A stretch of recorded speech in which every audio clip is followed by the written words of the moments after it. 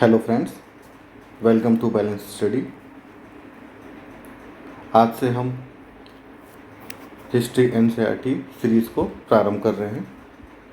इसमें हम हिस्ट्री की जितनी भी एनसीईआरटी हैं उसको डिस्कस करेंगे। अब मैं आपको बताना चाहता हूँ कि हम इस सीरीज़ को क्यों लेकर आए हैं। इस सीरीज़ को लाने का उद्देश्य है, इस साल आपने यूपीएससी प्रीलिम्स का क्वेश्चन पेपर देखा होगा। उसमें आपने ये देखा होगा कि बहुत सारे ऐसे प्रश्न हैं जो कि सीधे एनसीईआरटी से उठाए गए हैं, एनसीईआरटी की ही लाइन से क्वेश्चंस बना दिए गए हैं। इसीलिए ये बहुत ही आवश्यक हो जाता है। हम ज़्यादातर क्या करते हैं, हम किताबों पे ही फोकस करते हैं। एनसीईआरटी बहुत लोग हैं जो फोकस नहीं करते, जिसका कि वो कहीं ना कहीं खामियाजा भी भुगतते हैं। वो उतने सक्षम रूप से उन प्रश्नों को डील नहीं कर पाते जितना एक एनसीईआरटी को अच्छे से पढ़ के समझ के कोई लड़का जो इसको किया होता है उनकी अपेक्षा में। तो उसके साथ साथ ये आपको है ना, मेंस में भी बहुत ही सहयोग करती है। कैसे? देखिए, बहुत सारे ऐसे प्रश्न होंगे जो डायरेक्ट है ना, आप उनको नहीं डील कर पाएंगे। आप अगर आपका एक बौद्धिक स्तर उस लेवल पे चला जाता है कि जब आप क्वेश्चन को देख के है ना, बहुत सारी चीज़ें आप समझ जाते हो कि इनको इस रूप में भी लिखा जा सकता है। तार्किक रूप से आपको आपकी क्षमता बढ़ जाती है, आपकी विश्लेषण क्षमता बढ़ जाती है। तो उस प्रश्न को आप अपने जो आपका एजुकेशनल बैकग्राउंड रहता है, ये जो आपकी जो तैयारी के दौरान आप बहुत सारी चीज़ों को समझ पाते हैं, उसके बेस पे भी आप आंसर देने के लिए तैयार हो जाते हैं। ठीक है, तो ये प्रीलिम्स और मेंस दोनों के लिए आवश्यक हो जाता है। इसीलिए हम इसको आज से प्रारंभ कर रहे हैं। हम सबसे पहले आज 6वीं एनसीईआरटी के पहले चैप्टर से इसको स्टार्ट करते हैं। उसके पहले मैं आपको बता देता हूँ कि एक समझने के लिए हिस्ट्री की एक डेफिनेशन पे बात कर लेते हैं कि what is history. Actually history क्या है? हिस्ट्री है to understanding of past. Past को आपकी जो समझने की क्षमता है, दक्षता है, उसको हम हिस्ट्री कह सकते हैं। इसको और थोड़ा एक्सप्लेन कर देते हैं कि एक्चुअली क्या है कि हमको जो हम जैसे प्राचीन भारत की बात कर रहे हैं तो उसमें हमें दो तरह से साक्ष्य मिले हुए हैं। ठीक है, एक पुरातात्विक साक्ष्य है, एक साहित्यिक साक्ष्य है। तो इन्हीं पुरातात्विक साक्ष्यों को, इन्हीं साहित्यिक साक्ष्यों को हम तार्किक रूप से इनका जो विश्लेषण करते हैं, है ना, और उसके बाद एक कंक्लूज़न लेके आते हैं, तो वो इतिहास है हमारा। और इतिहास है कई रूपों में वर्गीकृत है। जैसे पहले इतिहास को ज़्यादातर लोग समझते थे कि कोई राजा है, उसी के बारे में बताया जाएगा कि उसने क्या किया, किन किन कार्यों को किया, क्यों किया, कौन से युद्ध लड़े, इनके आसपास। लेकिन ऐसा नहीं है। इतिहास है जो एक आम जीवन होगा, उसके बारे में भी डिस्कस किया जाता है। आम जीवन कैसा रहा है, वहाँ पे साहित्य का क्या रूप रहा है, ठीक है, वहाँ स्थापत्य का क्या रूप रहा है, अर्थव्यवस्था कैसी थी, लोगों का जो सामाजिक स्तर कैसा था, ठीक है, सांस्कृतिक उनका स्तर क्या था, ये सब मिलकर इतिहास बनाते हैं। इतिहास का कोई एक रूप नहीं है, इतिहास के बहुत सारे रूप हैं जो साक्ष्यों पे आधारित होते हैं। ठीक है, पुरातात्विक जो हमारे हैं विद, वो इनका विश्लेषण करते हैं, इतिहासकार इनका विश्लेषण करते हैं, और फिर वो हमारे सामने एक तार्किक इतिहास लेकर आते हैं, घटनाओं का विश्लेषण करते हैं। इन सबको मिला के एक इतिहास तैयार होता है जो हमारे भूतकाल में हुई विभिन्न घटनाओं के बारे में हमको विस्तार से बताता है। तो हम इतिहास में इन सब चीज़ों को पढ़ते हैं, समझते हैं। ठीक है, तो वही चीज़ हम यहाँ पे एनसीईआरटी के थ्रू इसको कंटिन्यू रखेंगे और समझने का प्रयास करेंगे कि ये कैसे होता है। जैसे कि पहला चैप्टर है उसमें है लिखा हुआ है कैसे पता लगाएं इतिहास के बारे में। तो वो मैंने आपको बताया कि इतिहास के बारे में हम कैसे पता लगाते हैं। ठीक है, साक्ष्यों के माध्यम से। साक्ष्य पुरातात्विक और साहित्यिक दोनों होते हैं। ठीक है, जो अवेलेबल होता है उसके हिसाब से। अब उसमें फिर है अतीत के बारे में हम क्या जान सकते हैं। तो जैसे देखिए इसमें है आखेटकों, शिकारियों, पशुपालकों, कृषकों, शासकों, व्यापारियों, पुरोहितों, शिल्पकारों, कलाकारों, संगीतकारों या वैज्ञानिकों के जीवन के बारे में जानकारियाँ हासिल कर सकते हैं। ठीक है, ये सब चीज़ें हम क्या करते हैं, जानते हैं इतिहास के माध्यम से। सेकंड में ये हो गया। फिर लोग कहाँ रहते थे, है ना, उसके बारे में ये बात कर रहे हैं। ये देखिए नर्मदा नदी, यहाँ रहने वाले आरंभिक लोगों में से कुछ कुशल संग्राहक थे जो आसपास के जंगलों की विशाल संपदा से परिचित थे। ये जो हमारे पाषाण काल के मनुष्य के बारे में ये बात कर रहे हैं। ठीक है, तो ये मैप में हम देख लेते हैं। ये रही नर्मदा नदी। ठीक है, इसके आसपास के एरिया में बहुत सारे ऐसे साइट्स मिली हैं जो हमारे पाषाण काल से संबंधित हैं। तो ये उनके बारे में बोल रहे हैं।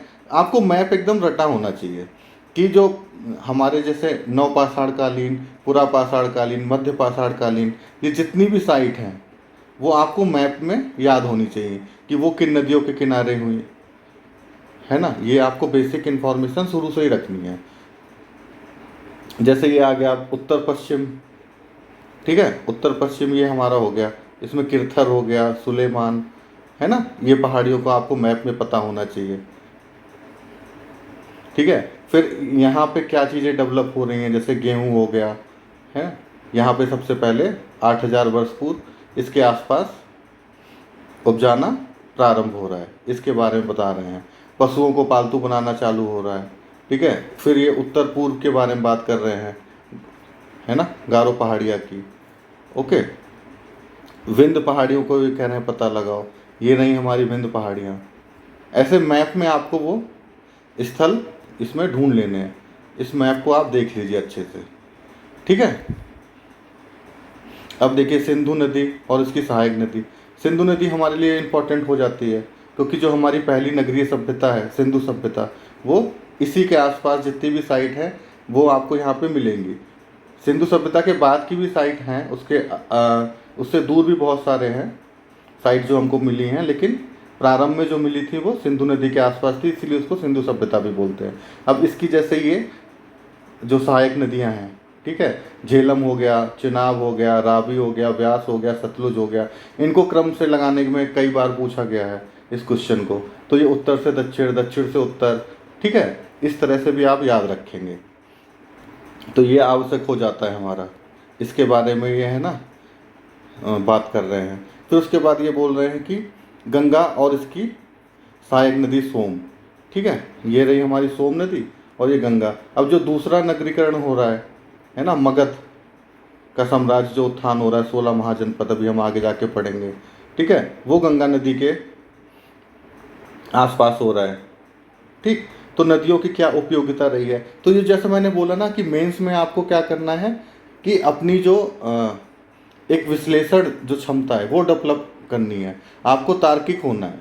ठीक है, आपकी एनालाइज पावर बहुत ज़्यादा स्ट्रांग होनी चाहिए।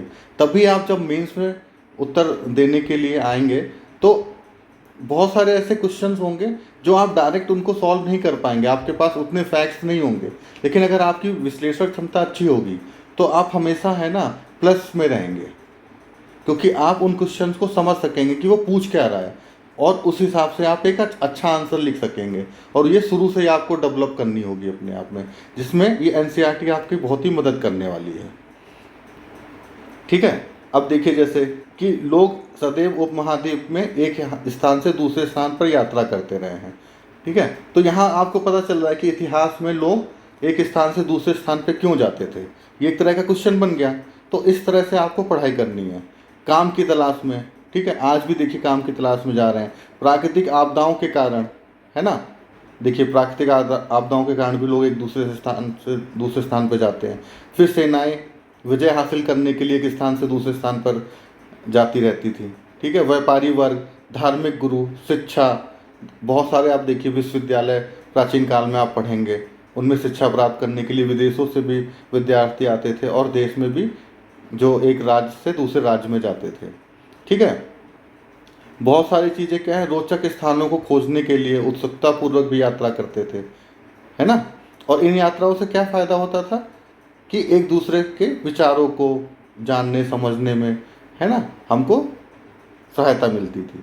तो देखिए आप कितनी सारी चीज़ें यहाँ पे है ना, आपको एक छोटे पैराग्राफ से मिल रही हैं। ठीक है, ऐसे आपको मानचित्र में क्या है, दक्षिण एशिया के सारे जो भी देश हैं उनको देख लेना है। तो साथ साथ आपके यहाँ पे मैप की जो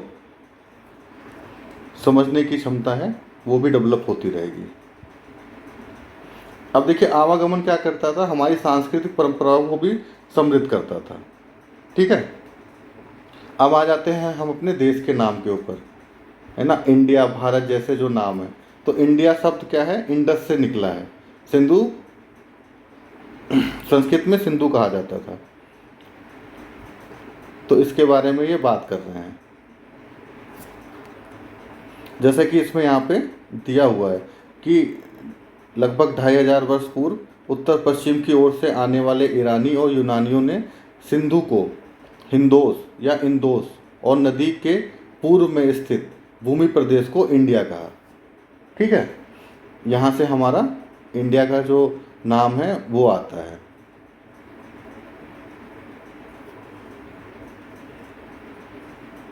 अब जैसे अतीत को जानने के है ना क्या क्या साधन होते हैं उसको जानते हैं।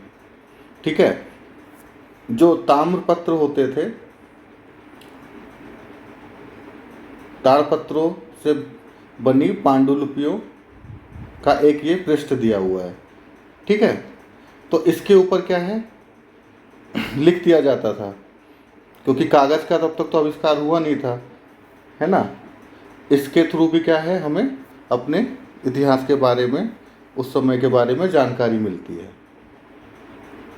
अब यहाँ जैसे प्रीलिम्स के लिए एक फैक्ट हो जाता है हमारे लिए, कभी भी पूछ सकते हैं कि जो ताड़पत्र होते थे वो कौन से पेड़ से आते थे, तो ये भुर्ज पेड़, है ना, भुर्ज पेड़ की छाल से ये बनते थे। तो ये भुर्ज पेड़ हमारे लिए इम्पॉर्टेंट हो जाता है कि इसकी छाल से भोजपत्र पे लिखा जाता था। ठीक है, तो इसको याद रखिएगा। ये फैक्ट्स हमको, यही छोटे छोटे फैक्ट्स हैं जिन पे है ना कभी भी क्वेश्चन बन जाता है, तो इनको हम ध्यान रखेंगे। फिर इन्होंने स्थान दे दिया है कि पांडुलिपियाँ जो है मंदिरों विहारों में, है ना, यहाँ पे उपलब्ध थी, और उनके बारे में इन पुस्तकों में धार्मिक मान्यताओं, व्यवहारों, राजाओं के जीवन, औषधियों, विज्ञान आदि के बारे में हमको पता चलता है। ठीक, उसके साथ साथ हमें जो इतिहास है का जो साक्ष्य मिलते हैं वो कहाँ मिलते हैं, अभिलेखों पे मिलते हैं। अभिलेख क्या हैं, अभिलेख हैं ऐसे पत्थर और धातु जो अपेक्षाकृत कठोर सतहों पर उत्कीर्ण किए मिलते हैं। ठीक है, इन पे भी उस समय का जो भी इंफॉर्मेशन होती थी वो लिख दी जाती थी, जिसको बाद में हमको पढ़ के उस समय के बारे में जानकारी मिलती है। ठीक है, तो ये छोटी छोटी एक समझ लीजिए कि आपको शब्दावली पता चल रही है अभी, है ना, कि अभिलेख क्या होते हैं, पांडुलिपि क्या थी। ठीक है, और कौन कौन से जो क्षेत्र थे जहाँ पे हमारे सभ्यता का विकास हो रहा था, है ना, ये बेसिक इन्फॉर्मेशन है। अभी ये थोड़ा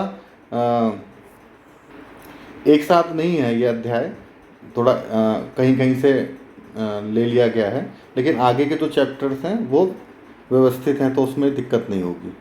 ठीक है, अब ये थोड़ा, अब देखिए जैसे यहाँ पे दे दिया गया है कि स्रोत शब्द का क्या अर्थ है। ठीक है, पांडुलिपियों, अभिलेखों, पुरातत्व से ज्ञात जानकारियों के लिए इतिहासकार स्रोत शब्द का प्रयोग करते हैं। ठीक है, तो जैसे स्रोत है, तो ये क्या है, जब स्रोत कहीं भी आएगा तो आपके दिमाग में हमेशा एक पिक्चर बन जाएगी कि पांडुलिपियाँ, अभिलेख, है ना, पुरातत्व, जो भी चीज़ें हैं वो स्रोत हैं। ये आप देखिएगा एक आपके अंडरस्टैंडिंग डेवलप करने में धीरे धीरे बहुत ही ये हेल्प करने वाली है। अब जैसे अतीत एक या अनेक, तो एक ही समय में क्या है कि बहुत सारे लोग, अलग अलग लोग हैं ना, अलग अलग जीवन जीते थे, अलग अलग, देखिए लिखा है समूह के लोग अतीत में अलग अलग उनके मायने थे। उदाहरण के लिए पशुपालकों अथवा कृषकों का जीवन राजा रानियों के जीवन तथा व्यापारियों का जीवन शिल्पकारों के जीवन से बहुत भिन्न था। तो ये हम आगे चल के पढ़ेंगे।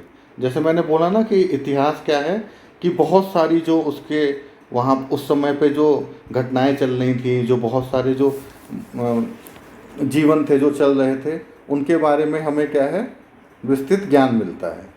ठीक है, कि एक राजा कैसे जी रहे थे, आमजन कैसे जी रहे थे, व्यापारी क्या कर रहे थे, कहाँ जाके वो व्यापार कर रहे थे, किन चीज़ों का वो व्यापार कर रहे थे। ठीक, वो सब आपको मिलेगा। और आप देखेंगे कि जो आज हम देखते हैं ना कि देश के अलग अलग हिस्सों के लोग अलग अलग व्यवहार और जो रीति रिवाज का पालन करते हैं, वो कैसे आया।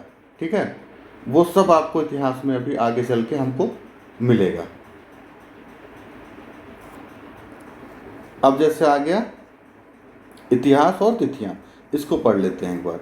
अंग्रेजी में BC, हिंदी में ईसा पूर्व का तात्पर्य है बिफोर क्राइस्ट, ईसा पूर्व होता है। ठीक है, कभी कभी तुम तिथियों से पहले AD, हिंदी में ईस्वी लिखा पाती हो।